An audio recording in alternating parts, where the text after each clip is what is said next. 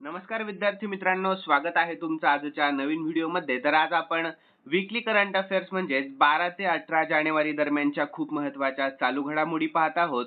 तर विद्यार्थी मित्रांनो, या व्हिडिओमध्ये आपण एकूण 30 प्रश्न घेतलेले आहेत आणि त्यांचे स्पष्टीकरण देखील आपण या व्हिडिओमध्ये पाहणार आहोत. तर चला पहिल्या प्रश्नाला आपण सुरू करूयात. तर आजचा आपला पहिला प्रश्न असणार आहे, मेघालय उच्च न्यायालयाच्या मुख्य न्यायाधीशपदी नुकतीच कोणाची नियुक्ती करण्यात आली आहे? तर याचे योग्य उत्तर आहे ऑप्शन ए, रेवती मोहिते डेरे यांची नुकतीच नियुक्ती करण्यात आली आहे. तर यानंतर विद्यार्थी मित्रांनो, याविषयी आपण महत्त्वाची माहिती देखील पाहून घेऊयात. तर मेघालय उच्च न्यायालयाच्या मुख्य न्यायाधीशपदी न्यायमूर्ती रेवती मोहिते डेरे यांची नुकतीच नियुक्ती करण्यात आली आहे आणि त्यांनी नुकतीच जानेवारी 2026 मध्ये शपथ घेतली आहे व त्या या पदावर येणाऱ्या दुसऱ्या महिला न्यायाधीश देखील ठरल्या आहेत आणि त्यांनी न्यायमूर्ती सौमेन सेन यांची जागा घेतली आहे. सर्वांनी लक्षात ठेवा, ज्यांची केरळ उच्च न्यायालयामध्ये बदली झालेली आहे. तर विद्यार्थी मित्रांनो, नवीन मुख्य न्यायाधीश कोण आहेत? तर न्यायमूर्ती रेवती मोहिते डेरे आहेत. शपथ ग्रहण तर जानेवारी 2026 मध्ये आणि महत्व काय आहे तर त्या मेघालय उच्च न्यायालयाच्या दुसऱ्या महिला मुख्य न्यायाधीश आहेत. तर न्यायमूर्ती इंदिरा शहा पहिल्या महिला मुख्य न्यायाधीश होत्या. यानंतर विद्यार्थी मित्रांनो, दुसरा प्रश्न, तर 4 ते 14 वयोगटातील मुलांसाठी संस्कार शाळा योजना कोणत्या राज्य सरकारने नुकतीच सुरू केली आहे? तर याचे योग्य उत्तर ऑप्शन बी, आसाम या राज्य सरकारने नुकतीच सुरू केली आहे. तर याविषयी आपण महत्त्वाची माहिती पाहूयात. तर 4 ते 14 या वयोगटातील मुलांसाठी संस्कार शाळा ही योजना आसाम सरकारने नुकतीच सुरू केली आहे आणि या उपक्रमाची प्रमुख वैशिष्ट्ये आपण पाहून घेऊयात. तर उद्घाटन आसामचे राज्यपाल लक्ष्मण प्रसाद आचार्य यांच्या हस्ते 4 जानेवारी 2026 रोजी गुवाहाटी येथे या कार्यक्रमाचे उद्घाटन करण्यात आले आणि याचे उद्देश तर औपचारिक शालेय शिक्षणासोबतच मुलांमध्ये नैतिक, सामाजिक आणि सांस्कृतिक जाणीव निर्माण करणे व भारतीय मूल्यांची जोपासना करणे हा या योजनेचा मुख्य उद्देश आहे. यानंतर तिसरा प्रश्न, तर खेलो इंडिया या स्पर्धेमध्ये आपल्या महाराष्ट्राच्या दीक्षा यादवने कोणते पदक जिंकले आहे? तर याचे योग्य उत्तर ऑप्शन बी, रौप्य पदक जिंकले आहे. कोणते पदक? तर रौप्य पदक. तर विद्यार्थी मित्रांनो, खेलो इंडिया बीच गेम्स 2026 मध्ये आपल्या महाराष्ट्राच्या दीक्षा यादवने सागरी जलतरण स्पर्धेमध्ये 5 किलोमीटर शर्यतीमध्ये रौप्य पदक आणि 10 किलोमीटर शर्यतीमध्ये कांस्य पदक जिंकले आहे आणि तिने सलग दुसऱ्या वर्षी दोन्ही स्पर्धांमध्ये पदके जिंकून आपल्या महाराष्ट्रासाठी चमकदार कामगिरी देखील केली आहे. यानंतर चौथा प्रश्न, तर ॲशेस मालिका 2025-26 चे विजेतेपद कोणत्या देशाने नुकतेच जिंकले आहे? तर याचे योग्य उत्तर ऑप्शन सी, ऑस्ट्रेलिया या देशाने नुकतेच जिंकले आहे. तर विद्यार्थी मित्रांनो, ॲशेस मालिका 2025-26 चे विजेतेपद ऑस्ट्रेलियाने नुकतेच जिंकले आहे. तर या मालिकेबद्दलची काही महत्त्वाची आपण माहिती खालीलप्रमाणे पाहून घेऊयात. तर निकाल, तर ऑस्ट्रेलियाने 5 सामन्यांची ही मालिका 4-1 अशा फरकाने जिंकली आहे आणि विद्यार्थी मित्रांनो, अंतिम सामना तर सिडनी क्रिकेट ग्राउंडवर खेळल्या गेलेल्या 5व्या आणि शेवटच्या कसोटी सामन्यामध्ये ऑस्ट्रेलियाने इंग्लंडचा 5 गडी राखून पराभव केला आहे. आणि विद्यार्थी मित्रांनो, मालिकावीर म्हणजेच काय? तर प्लेयर ऑफ द सिरीज तर ऑस्ट्रेलियाच्या मिचेल स्टार्कला त्याच्या उत्कृष्ट कामगिरीसाठी कॉम्प्टन मिलर मेडल देऊन गौरविण्यात आले आहे. आणि महत्त्वाचा टप्पा, तर ही मालिका संपल्यानंतर ऑस्ट्रेलियाचा अनुभवी सलामीवीर उस्मान ख्वाजाने आंतरराष्ट्रीय क्रिकेटमधून निवृत्ती जाहीर केली आहे. यानंतर पाचवा प्रश्न, आपल्या भारताने कोणत्या देशातील व्यावसायिकांसाठी EB4 नावाचा नवीन व्हिसा नुकताच सुरू केला आहे? तर याचे योग्य उत्तर ऑप्शन सी, चीन या. कोणत्या? तर चीन या. तर विद्यार्थी मित्रांनो, याविषयी शॉर्टमध्ये आपण महत्त्वाची माहिती पाहूयात. तर आपल्या भारताने चीन या देशातील व्यावसायिकांसाठी EB4 नावाचा नवीन प्रोडक्शन इन्व्हेस्टमेंट बिझनेस व्हिसा नुकताच सुरू केला आहे, ज्यामुळे चीनी उद्योजकांना उत्पादन, उपकरणे बसवणे आणि इतर विशिष्ट व्यावसायिक कामांसाठी भारतामध्ये येणे सोपे होईल व यासाठी ऑनलाईन अर्ज करता येईल, अशी माहिती जानेवारी 2026 मध्ये समोर आलेली आहे. तर यानंतर 6वा प्रश्न, तर मिझोराममध्ये वैज्ञानिकांनी रीड सापाची नवीन जात शोधली असून तिला काय नाव दिले आहे? तर याचे योग्य उत्तर ऑप्शन डी, कॅलामारिया मिझोरामेन्सिस असे नाव देण्यात आले आहे. तर विद्यार्थी मित्रांनो, याविषयी शॉर्टमध्ये आपण महत्त्वाची माहिती पाहूयात. तर मिझोराममध्ये वैज्ञानिकांनी अलीकडेच म्हणजे जानेवारी 2026 मध्ये रीड सापाची एक नवीन जात शोधली असून तिला कॅलामारिया मिझोरामेन्सिस असे नाव देण्यात आले आहे. तर विद्यार्थी मित्रांनो, पुढील प्रश्न. तर 58व्या राष्ट्रीय खो खो स्पर्धा 2026 साठी आपल्या महाराष्ट्र महिला संघाच्या कर्णधारपदी नुकतीच कोणाची नियुक्ती करण्यात आली? तर याचे योग्य उत्तर ऑप्शन ए, रितिका राठोड यांची नुकतीच नियुक्ती करण्यात आली आहे.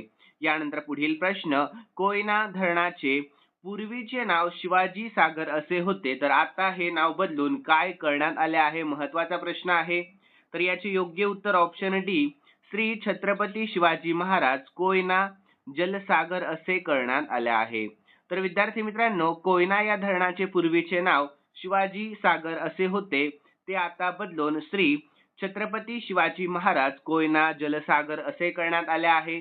आणि आपल्या महाराष्ट्र शासनाने जनतेच्या मागणीनुसार हा निर्णय घेतला असून धरणाच्या प्रवेशद्वारावर नवीन नामफलक लावण्यात देखील आला आहे. तर जुने नाव लक्षात ठेवा सर्वांनी, काय होते? तर शिवसागर किंवा शिवाजी सागर असे होते आणि नवीन नाव काय करण्यात आले? तर श्री छत्रपती शिवाजी महाराज कोयना जलसागर असे करण्यात आले आहे. आणि या बदलाची मुख्य कारणे काय आहेत? तर छत्रपती शिवाजी महाराजांचा सन्मान राखण्यासाठी आणि त्यांच्या नावाचा आदरपूर्वक उल्लेख व्हावा यासाठी हा बदल करण्यात आला आहे. तर विद्यार्थी मित्रांनो, पुढील प्रश्न 9वा. तर 58व्या राष्ट्रीय खो खो स्पर्धा 2026 साठी आपल्या महाराष्ट्र पुरुष संघाच्या कर्णधारपदी नुकतीच कोणाची नियुक्ती करण्यात आली आहे? तर याचे योग्य उत्तर ऑप्शन बी, निहार दुबळे यांची नियुक्ती करण्यात आली आहे. तर 58व्या राष्ट्रीय खो खो या स्पर्धेसाठी आपल्या महाराष्ट्र पुरुष संघाच्या कर्णधारपदी निहार दुबळे यांची नुकतीच नियुक्ती करण्यात आली आहे, जो मुंबई उपनगराचा खेळाडू आहे. तर विद्यार्थी मित्रांनो, ही स्पर्धा तेलंगणामध्ये आयोजित केली जाणार आहे, जिथे निहार महाराष्ट्राचे नेतृत्व करेल आणि महिला संघाचे नेतृत्व रितिका राठोड करणार आहे. यानंतर 10वा प्रश्न. तर हा प्रश्न आपल्या दिनविशेषवर आधारित आहे. तर दरवर्षी जागतिक हिंदी दिवस केव्हा साजरा करण्यात येत असतो? तर विद्यार्थी मित्रांनो, याचे योग्य उत्तर ऑप्शन सी, 10 जानेवारी या दिवशी साजरा करण्यात येत असतो. तर विद्यार्थी मित्रांनो, राष्ट्रीय हिंदी दिवस केव्हा साजरा करण्यात येतो? तर 14 सप्टेंबर या दिवशी साजरा करण्यात येतो. तर जागतिक हिंदी दिवस दरवर्षी 10 जानेवारी रोजी साजरा केला जात असतो, जो 1975 मध्ये नागपूर येथे झालेल्या पहिल्या जागतिक हिंदी परिषदेच्या स्मरणार्थ आहे आणि जगभरामध्ये हिंदी भाषेचा प्रचार करणे हा त्याचा मुख्य उद्देश आहे. तर विद्यार्थी मित्रांनो, केव्हा साजरा करण्यात आला? तर 10 जानेवारी. का? तर हिंदी भाषेचा जागतिक स्तरावर प्रचार, प्रसार आणि आंतरराष्ट्रीय संवाद साधण्यासाठी. आणि इतिहास पाहून घेऊयात आपण. तर 1975 मध्ये नागपूर येथे पहिल्या जागतिक हिंदी परिषदेच्या स्मरणार्थ 2006 पासून हा दिवस अधिकृतपणे साजरा केला जातो. आणि फरक काय आहे? तर हा दिवस 14 सप्टेंबर रोजी साजरा होणाऱ्या राष्ट्रीय हिंदी दिवसापेक्षा वेगळा आहे, जो हिंदीला आपल्या भारताची राजभाषा म्हणून स्वीकारल्याची आठवण करून देत असतो. तर विद्यार्थी मित्रांनो, यानंतर 11वा प्रश्न. तर हा देखील प्रश्न आपल्या दिनविशेषवर आधारित आहे. तर मराठवाडा विद्यापीठाचा नामविस्तार दिवस कोणत्या तारखेला साजरा केला जातो? तर याचे योग्य उत्तर आहे ऑप्शन सी, 14 जानेवारी या तारखेला साजरा केला जात असतो. तर विद्यार्थी मित्रांनो, मराठवाडा विद्यापीठाचा नामविस्तार दिवस 14 जानेवारी रोजी साजरा केला जातो, कारण याच दिवशी 1994 साली मराठवाडा विद्यापीठाचे नाव बदलून डॉक्टर बाबासाहेब आंबेडकर मराठवाडा विद्यापीठ असे करण्यात आले होते, जो नामांतर लढ्याचा विजय होता. तर तारीख सर्वांनी लक्षात ठेवा, काय आहे तारीख? तर 14 जानेवारी आहे आणि वर्ष आहे 1994 हे. आणि याचे महत्त्व काय आहे? तर मराठवाडा विद्यापीठाच्या नामांतरासाठी झालेल्या दीर्घ लढ्यानंतर हा दिवस साजरा केला जातो, ज्यामध्ये अनेक कार्यकर्त्यांनी बलिदान देखील दिले होते. यानंतर 12वा प्रश्न. तर New South Wales scientist of the year 2025 पुरस्काराने कोणाला नुकतेच सन्मानित करण्यात आले आहे? तर याचे योग्य उत्तर ऑप्शन सी, नलिनी जोशी यांना नुकतेच सन्मानित करण्यात आले आहे. तर विद्यार्थी मित्रांनो, New South Wales scientist of the year 2025 या पुरस्काराने भारतीय वंशाच्या प्रसिद्ध गणितज्ञ प्रोफेसर नलिनी जोशी यांना सन्मानित करण्यात आले आहे, जो या प्रतिष्ठित पुरस्कारासाठी निवडलेल्या पहिल्या गणितज्ञ ठरल्या आहेत. आणि हा पुरस्कार सिडनीमध्ये न्यू साऊथ वेल्सच्या प्रीमियरच्या विज्ञान पुरस्कारांच्या समारंभामध्ये जाहीर करण्यात आला आहे. तर विद्यार्थी मित्रांनो, याचे मुख्य मुद्दे काय आहेत तर विजेती प्रोफेसर नलिनी जोशी आहेत. क्षेत्र आहे गणितज्ञ. विशेष त्या पहिल्या गणितज्ञ आहेत ज्यांना हा सर्वोच्च वैज्ञानिक सन्मान मिळालेला आहे. आणि पुरस्कार तर New South Wales scientist of the year 2025 आणि ठिकाण देखील लक्षात ठेवा, सिडनी, ऑस्ट्रेलिया. तर विद्यार्थी मित्रांनो, यानंतर पुढील प्रश्न, तर जगातील 5वी आणि आपल्या भारतातील पहिली अर्बन नाईट सफारी कोठे उभारण्यात येत आहे तर याचे योग्य उत्तर आहे ऑप्शन बी, लखनौ मध्ये. कोठे तर लखनौ मध्ये. तर विद्यार्थी मित्रांनो, जगातील 5वी आणि आपल्या भारतातील पहिली अर्बन नाईट सफारी उत्तर प्रदेशातील लखनौ येथील कुकरेल वन क्षेत्रामध्ये उभारली जात आहे. यानंतर पुढील प्रश्न 14वा, तर अवतार टॉप सिटीज अहवाल 2025 नुसार कोणते शहर महिलांसाठी आपल्या भारतातील सर्वात अनुकूल शहर ठरले आहे तर याचे योग्य उत्तर असणार आहे ऑप्शन डी, बेंगळुरू हे शहर. कोणते शहर तर बेंगळुरू हे. तर विद्यार्थी मित्रांनो, अवतार टॉप सिटीज अहवाल 2025 नुसार बेंगळुरू हे शहर आपल्या भारतातील महिलांसाठी सर्वात अनुकूल शहर ठरले आहे, कारण ते सुरक्षितता, रोजगार, संधी आणि सामाजिक समावेशकता यांसारख्या घटकांमध्ये उत्तम कामगिरी करते. तर चेन्नई, पुणे, हैदराबाद आणि मुंबई ही शहरे त्याच्या पाठोपाठ आहेत. तर पहिला क्रमांक कोणाचा आहे तर बेंगळुरूचा आहे. आणि टॉप 5 शहरांमध्ये बेंगळुरू सोबत चेन्नई आहे, पुणे आहे, हैदराबाद व मुंबई याचा समावेश होत आहे. तर विद्यार्थी मित्रांनो, याचे मुख्य कारण काय आहे तर बेंगळुरूने महिलांसाठी असलेल्या एकूण समावेशकता गुणांमध्ये सर्वाधिक गुण मिळवले, जेथे ते सुरक्षितता, रोजगार आणि जीवनशैलीमध्ये आघाडीवर आहे. यानंतर पुढील प्रश्न 15वा, तर विद्यार्थी मित्रांनो, पुढील प्रश्न सुरू करण्याच्या अगोदर सर्वांसाठी महत्त्वाची सूचना, तर आपल्या व्हिडिओला हजारो व्ह्यूज जातात पण खूप कमी विद्यार्थी लाईक करतात, म्हणून या व्हिडिओचं लाईकचं टार्गेट मी फक्त 500 लाईक ठेवलेलं आहे. किती तर फक्त 500 लाईक. आणि शेवटी मी तुमच्यासाठी काल झालेल्या चालू घडामोडीचा प्रश्न देखील देत असतो, महत्त्वाचा प्रश्न असतो. तर त्या प्रश्नाचे उत्तर मला कॉमेंटमध्ये कळवत जा. तर चला पुढील प्रश्नाला आपण सुरुवात करूया. तर प्रश्न आहे 15वा, तर कोणते अभयारण्य केरळमधील व आपल्या भारतामधील पहिले फुलपाखरू अभयारण्य म्हणून घोषित करण्यात आले आहे तर याचे योग्य उत्तर आहे ऑप्शन सी, अरालम वन्यजीव अभयारण्य. तर विद्यार्थी मित्रांनो, याविषयी आपण शॉर्टमध्ये महत्त्वाची माहिती देखील पाहून घेऊयात. तर केरळमधील अरालम वन्यजीव अभयारण्य हे आपल्या भारतामधील पहिले फुलपाखरू अभयारण्य म्हणून घोषित करण्यात आले आहे, ज्याचे नाव जून 2025 मध्ये बदलून अरालम फुलपाखरू अभयारण्य असे ठेवण्यात आले आहे. आणि हे अभयारण्य कन्नूर जिल्ह्यामध्ये असून फुलपाखरांच्या जैवविविधतेसाठी प्रसिद्ध आहे आणि फुलपाखरांसाठी एक समर्पित संवर्धन क्षेत्र म्हणून ओळखले जाते. यानंतर पुढील प्रश्न आहे आपला 16वा, तर 2025 चा संयुक्त राष्ट्र महासचिव पुरस्कार कोणाला मिळाला आहे तर याचे योग्य उत्तर option A, major Swati Shanta Kumar यांना मिळाला आहे. तर विद्यार्थी मित्रांनो, 2025 चा संयुक्त राष्ट्र महासचिव पुरस्कार भारतीय सैन्य अधिकारी मेजर स्वाती शांता कुमार यांना दक्षिण सुदानमधील लैंगिक समावेशी शांतता राखण्याच्या योगदानाबद्दल मिळाला आहे. तर विद्यार्थी मित्रांनो, पुढील प्रश्न आहे 17वा, तर जगातील सर्वात मोठ्या AI चित्रपट पुरस्काराने कोणाला सन्मानित करण्यात आले आहे तर याचे योग्य उत्तर आहे ऑप्शन सी, झौबेर जल्लासी यांना. कोणाला तर झौबेर जल्लासी यांना. तर याविषयी महत्त्वाची माहिती पाहूया. तर जगातील सर्वात मोठ्या AI चित्रपट पुरस्काराने ट्युनिशियाचे चित्रपट निर्माते झौबेर जल्लासी यांना सन्मानित करण्यात आले आहे. तर जानेवारी 2026 मध्ये दुबईमध्ये झालेल्या 1 बिलियन फॉलोवर समिट मध्ये हा पुरस्कार देण्यात आला आहे. यानंतर पुढील प्रश्न, तर हा प्रश्न आपल्या दिनविशेषवर आधारित आहे. तर विद्यार्थी मित्रांनो, तर प्रश्न पाहून घेऊया. तर आपल्या भारतामध्ये लष्कर दिवस म्हणजे इंडियन आर्मी डे दरवर्षी कोणत्या दिवशी साजरा केला जात असतो तर याचे योग्य उत्तर ऑप्शन सी, 15 जानेवारी या दिवशी साजरा केला जात असतो. कोणत्या दिवशी तर 15 जानेवारी या तर आपल्या भारतामध्ये लष्कर दिवस म्हणजेच इंडियन आर्मी डे दरवर्षी 15 जानेवारी रोजी साजरा केला जात असतो, कारण याच दिवशी 1949 मध्ये फील्ड मार्शल के.एम. करियप्पा यांनी भारतीय लष्कराचे पहिले भारतीय कमांडर इन चीफ म्हणून पदभार स्वीकारला होता, जो भारतीय लष्करी स्वातंत्र्याचे प्रतीक आहे. तारीख लक्षात ठेवा कोणती आहे, तर 15 जानेवारी. महत्त्व काय आहे, तर लेफ्टनंट जनरल के.एम. करियप्पा जे नंतर फील्ड मार्शल बनले आणि यांनी British commander in chief general Francis Roy butcher यांच्याकडून सूत्रे हाती घेतली आणि याचा सन्मान करण्यासाठी हा दिवस साजरा केला जात असतो. यानंतर 19वा प्रश्न, तर केरळ राज्याचे नाव बदलून काय करण्यात येणार आहे, तर खूप जास्त महत्त्वाचा प्रश्न आहे विद्यार्थी मित्रांनो. सर्वांनी या प्रश्नाकडे लक्ष द्या. तर याचे योग्य उत्तर ऑप्शन सी केरळम असे. काय, तर केरळम असे.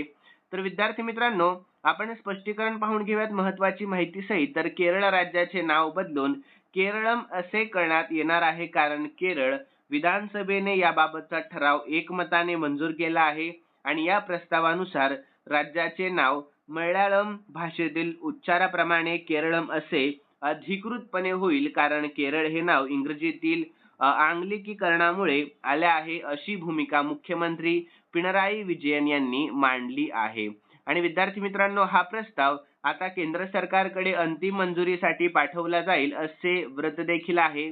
मुख्य मुद्दे पाहून घेऊयात आपण या प्रश्नाचे. तर प्रस्ताव, तर केरळ विधानसभांनी केरळम असे नाव बदलण्याचा ठराव मंजूर केला आणि या मागणीचे कारण आहे मल्याळम भाषेमध्ये राज्याला केरळम म्हणतात, पण इतर भाषांमध्ये केरळ असे लिहिले जाते आणि ऐतिहासिक आणि साहित्यिक दृष्ट्या केरळम हे नाव अधिक योग्य आहे असे विधानसभेचे म्हणणे आहे. यानंतर 20वा प्रश्न, तर विद्यार्थी मित्रांनो, मध्य प्रदेशातील रतापाणी व्याघ्र प्रकल्पाला कोणाचे नाव देण्यात आले आहे, तर याचे योग्य उत्तर ऑप्शन ए विष्णू श्रीधर वाकणकर यांचे नाव देण्यात आले आहे. कोणाचे, तर विष्णू श्रीधर वाकणकर यांचे.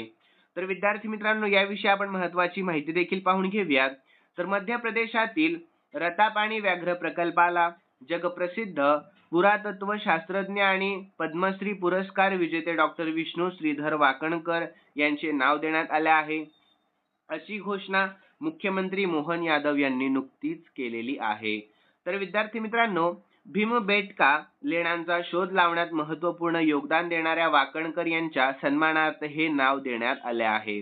तर यानंतर विद्यार्थी मित्रांनो, पुढील प्रश्न आहे आपला 21वा. तर आंतरराष्ट्रीय क्रिकेटमध्ये 650 षटकार मारणारा जगातील पहिला खेळाडू कोण बनला आहे, तर याचे योग्य उत्तर आहे ऑप्शन सी रोहित शर्मा बनला आहे. कोण, तर रोहित शर्मा. तर याविषयी आपण महत्त्वाची माहिती पाहून घेऊया. तर आंतरराष्ट्रीय क्रिकेटमध्ये 650 षटकार मारणारा जगातील पहिला खेळाडू हा रोहित शर्मा ठरला आहे. तर या विक्रमाशी संबंधित महत्त्वाची माहिती देखील आपण पाहून घेऊयात. तर तारीख, रोहित शर्माने 11 जानेवारी 2026 रोजी न्यूझीलंड विरुद्धच्या पहिल्या एकदिवसीय म्हणजेच ODI सामन्यामध्ये हा ऐतिहासिक टप्पा गाठला आणि स्थळ, तर हा सामना बडोदा येथील BCA स्टेडियमवर खेळला गेला आहे. तर विद्यार्थी मित्रांनो, विक्रम, तर रोहित 650 आंतरराष्ट्रीय षटकार मारणारा इतिहासातील पहिला आणि एकमेव फलंदाज देखील आहे. त्याने वेस्ट इंडिजच्या क्रिस गेलचा 553 षटकारचा विक्रम देखील खूप अगोदरच मागे टाकला आहे. यानंतर 22वा प्रश्न, तर जानेवारी 2026 ICCच्या ताज्या क्रमवारीनुसार रोहित शर्माला मागे टाकत नंबर 1 वन डे फलंदाज कोण बनला आहे, तर याचे योग्य उत्तर आहे ऑप्शन डी विराट कोहली बनला आहे. कोण, तर विराट कोहली. तर विद्यार्थी मित्रांनो, जानेवारी 2026च्या ताज्या ICC वन डे क्रमवारीनुसार विराट कोहलीने रोहित शर्माला मागे टाकून पुन्हा एकदा नंबर 1 वन डे फलंदाज होण्याचा मान मिळवला आहे. विशेषतः न्यूझीलंड विरुद्धच्या एकदिवसीय सामन्यातील म्हणजेच ODIच्या त्याच्या शानदार खेळीमुळे त्याला हे स्थान परत मिळाले आहे. तर विद्यार्थी मित्रांनो, मुख्य मुद्दे पाहून घेऊयात. तर विराट कोहली हा रोहित शर्माला मागे टाकून जगातील अव्वल वन डे फलंदाज बनला आहे. तर कोहलीने न्यूझीलंड विरुद्धच्या पहिल्या वन डे सामन्यामध्ये 93 धावांची महत्त्वपूर्ण खेळी केली आहे. तर यानंतर विद्यार्थ्यांनो, ज्यामुळे त्याला हे स्थान परत मिळवता आले. तर विराट कोहलीने 4 वर्षानंतर हे स्थान पुन्हा पटकावले आहे. यानंतर पुढील प्रश्न 23वा पाहूया. तर ब्रिक्स शिखर परिषद 2026चे अध्यक्षपद आपल्या भारताकडे असून या परिषदेचे बोधचिन्ह काय आहे? तर याचे योग्य उत्तर ऑप्शन ए कमळ आहे. काय आहे तर कमळ आहे. तर विद्यार्थी मित्रांनो, ब्रिक्स 2026 शिखर परिषदेचे बोधचिन्ह म्हणजेच लोगो आपल्या भारताच्या राष्ट्रीय फुलावर आधारित कमळ आहे, ज्याच्या मध्यभागी नमस्ते हा नमस्कार दर्शवणारा हात आहे, जो एकता आणि सहकार्याचे प्रतीक आहे. आणि या बोधचिन्हाची टॅगलाईन आहे समृद्धी, नाविन्य, सहकार्य आणि शाश्वततेसाठी निर्मिती. यानंतर 24वा प्रश्न, तर DRDOने नुकतेच आपल्या महाराष्ट्रामध्ये कोठे स्वदेशी बनावटीच्या तिसऱ्या पिढीतील man portable anti tank guided क्षेपणास्त्रची यशस्वी चाचणी केली? तर याचे योग्य उत्तर option C KK range Ahilyanagar. कोठे तर KK रेंज अहिल्यानगर. तर विद्यार्थी मित्रांनो, DRDOने नुकत्याच जानेवारी 2026 मध्ये आपल्या महाराष्ट्रातील अहिल्यानगर येथील KK रेंजमध्ये स्वदेशी बनावटीच्या तिसऱ्या पिढीतील man portable anti tank guided क्षेपणास्त्राची यशस्वी चाचणी केली आहे, ज्यामध्ये या क्षेपणास्त्राने फिरत्या लक्ष्यावर अचूक मारा करून ते स्पष्ट केले आहे. यानंतर 25वा प्रश्न, तर हा प्रश्न आपला दिनविशेषवर आधारित आहे. तर विद्यार्थी मित्रांनो, दरवर्षी राष्ट्रीय भूगोल दिवस केव्हा साजरा करण्यात येत असतो? तर याचे योग्य उत्तर ऑप्शन बी 14 जानेवारी या दिवशी साजरा करण्यात येत असतो. तर विद्यार्थी मित्रांनो, दरवर्षी 14 जानेवारी रोजी आपल्या भारतामध्ये राष्ट्रीय भूगोल दिवस साजरा केला जातो, जो भूगोल विषयाचे महत्त्व लोकांपर्यंत पोहोचवण्यासाठी आणि भूगोल महर्षी डॉक्टर CD देशपांडे यांच्या जन्मदिवसानिमित्त साजरा होत असतो. तसेच 27 जानेवारी रोजी नॅशनल जिओग्राफी डे साजरा करतात, जो नॅशनल जिओग्राफिक सोसायटीच्या योगदानाचा महत्त्वाचा सन्मान करतो. यानंतर 26वा प्रश्न, तर दिल्ली सरकारने एकूण किती नवीन आयुष्यमान आरोग्य मंदिरांचे उद्घाटन केले आहे? तर याचे योग्य उत्तर ऑप्शन बी एकूण 81. किती तर 81. तर विद्यार्थी मित्रांनो, दिल्ली सरकारने नुकतेच 81 नवीन आयुष्यमान आरोग्य मंदिरांचे उद्घाटन केले आहे, ज्यामुळे राजधानीतील एकूण आरोग्य मंदिरांची संख्या 319 झाली आहे, जेणेकरून नागरिकांना त्यांच्या घराच्या जवळ मोफत प्राथमिक आरोग्य सेवा, औषधे आणि तपासण्या उपलब्ध होतील.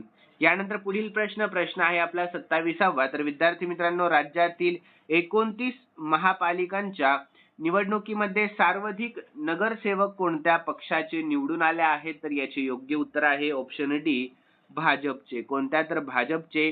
तर विद्यार्थी मित्रांनो, जानेवारी 2026 मध्ये झालेल्या आपल्या महाराष्ट्रातील 29 महानगरपालिकांच्या निवडणुकीमध्ये भारतीय जनता पार्टी म्हणजेच भाजप हा सर्वाधिक नगरसेवक निवडून आलेला सर्वात मोठा पक्ष ठरलेला आहे.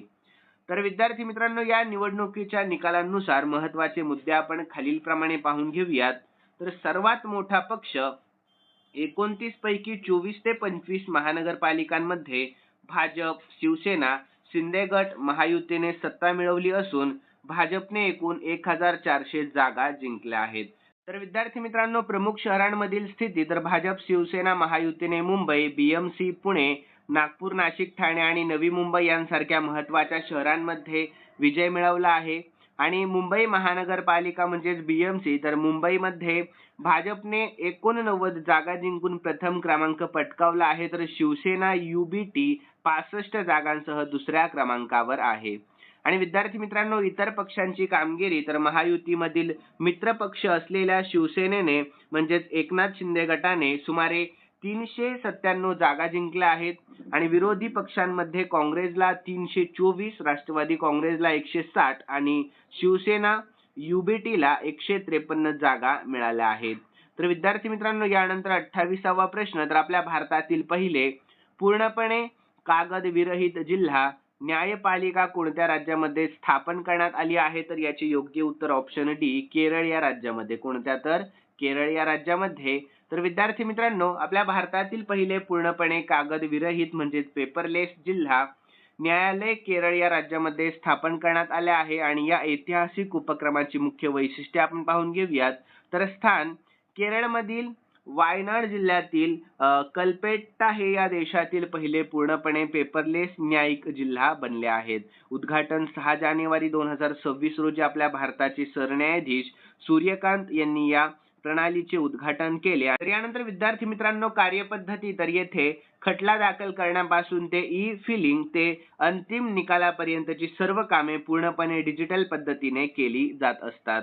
यानंतर पुढील प्रश्न आहे 29वा. हा देखील प्रश्न आपला दिनविशेषवर आधारित आहे. तर दरवर्षी धर्मवीर छत्रपती संभाजी महाराज यांचा राज्याभिषेक सोहळा दिवस कधी साजरा केला जातो? तर याचे योग्य उत्तर आहे ऑप्शन बी, 16 जानेवारी रोजी साजरा करण्यात येत असतो. तर विद्यार्थी मित्रांनो, स्वराज्य रक्षक धर्मवीर छत्रपती संभाजी महाराज यांचा राज्याभिषेक सोहळा दरवर्षी 16 जानेवारी रोजी साजरा केला जात असतो.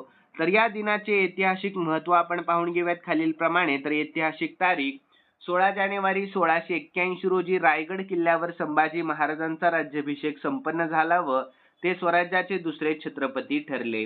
तर स्थळ, तर हा मुख्य सोहळा दरवर्षी किल्ले रायगड येथे मोठ्या उत्साहामध्ये साजरा होतो आणि तिथीनुसार, तर काही संस्थांद्वारे हा दिवस तिथीनुसारही साजरा केला जातो. उदाहरणार्थ 2024 मध्ये तो 16 फेब्रुवारीला साजरा करण्यात आला होता. आणि विद्यार्थी मित्रांनो, छत्रपती संभाजी महाराजांच्या जीवनाशी संबंधित इतर महत्त्वाचे दिवस देखील आपण पाहून घेऊयात. तर शिवपुत्र संभाजी महाराज जन्मोत्सव 14 मे दिवशी साजरा करण्यात येत असतो आणि बलिदान दिवस 11 मार्च रोजी साजरा करण्यात येत असतो. यानंतर विद्यार्थी मित्रांनो, 30वा प्रश्न, तर नीती आयोगाच्या निर्यात सज्जता निर्देशांक 2024 नुसार औद्योगिक आणि निर्यात क्षेत्रामध्ये कोणते राज्य पहिल्या क्रमांकावर आहे? तर याचे योग्य उत्तर ऑप्शन डी, आपले महाराष्ट्र राज्य पहिल्या क्रमांकावर आहे. कोणते? तर आपले महाराष्ट्र राज्य. तर विद्यार्थी मित्रांनो, नीती आयोगाच्या निर्यात सज्जता निर्देशांक 2024 नुसार औद्योगिक आणि निर्यात क्षेत्रामध्ये महाराष्ट्र हे राज्य पहिल्या क्रमांकावर आहे. आणि या निर्देशांकातील मुख्य माहिती खालीलप्रमाणे पाहून घेऊयात आपण. तर प्रथम क्रमांक आपल्या महाराष्ट्राचा आहे, 68.1 गुण आहेत. आणि इतर आघाडीचे राज्य, तर आपल्या महाराष्ट्रापाठोपाठ तामिळनाडू दुसऱ्या आणि गुजरात तिसऱ्या क्रमांकावर आहे. लक्षात ठेवा, प्रथम क्रमांक आहे आपल्या महाराष्ट्राचा, गुण किती आहे? 68.01. तर विद्यार्थी मित्रांनो, लहान राज्यांची श्रेणी, तर लहान राज्यांमध्ये उत्तराखंड पहिल्या क्रमांकावर असून त्यानंतर जम्मू काश्मीरचा क्रमांक लागतो. तर यानंतर विद्यार्थी मित्रांनो, पुढील प्रश्न आहे आपला 31वा. तर या व्हिडिओमध्ये आपण 2 प्रश्न एक्स्ट्रा घेतलेले आहेत कारण महत्त्वाचे प्रश्न आहेत. सर्वांनी प्रश्नाकडे लक्ष द्या. तर राजस्थान या राज्यातील पहिली पूर्णपणे सेंद्रिय ग्रामपंचायत कोणती बनली आहे? तर याचे योग्य उत्तर आहे बामनवास कंकर पंचायत. कोणती? तर बामनवास कंकर पंचायत.